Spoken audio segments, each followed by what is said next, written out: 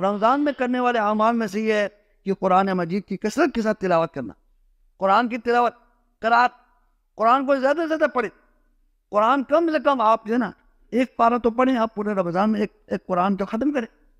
اور قرآن کو اگر کوئی ہو سکے تو کوئی قرآن کا مترجم رکھے، ترجمہ رکھے، قرآن پڑھے، اس کا ترجمہ بھی دیکھیں قرآن مجھے کیا کہہ رہا ہے۔ بارہ قرآن کا جو ہے نا پڑھنا، کیونکہ رمضان کا تعارف ہی اللہ تبارک و تعالیٰ نے اسی طرح کیا ہے، شہر رمضان الذی انزل فیہ القرآن، رمضان کا مہینہ وہ ہے جس میں اللہ نے قرآن کو نازل فرمایا۔ جب قرآن کی وجہ سے رمضان کو اللہ تعالیٰ نے فضیلت دی ہے تو قرآن کو پڑھنے میں کتنا اجر و ثواب ہوگا، ایک قاری قرآن کا کتنا مقام ہوگا، کتنا مرتبہ ہوگا، رتبہ ہوگا۔ تو قرآن کیونکہ رمضان کو فضیلت ہی قرآن کی وجہ سے ملا ہے، تو قرآن زیادہ سے زیادہ سنیں۔ خاص طور پر ہمیں قیام اللیل میں پورے ایک رکعت 8 رکعتوں میں ہمیں پورے پارہ سننے کا موقع ملتا ہے۔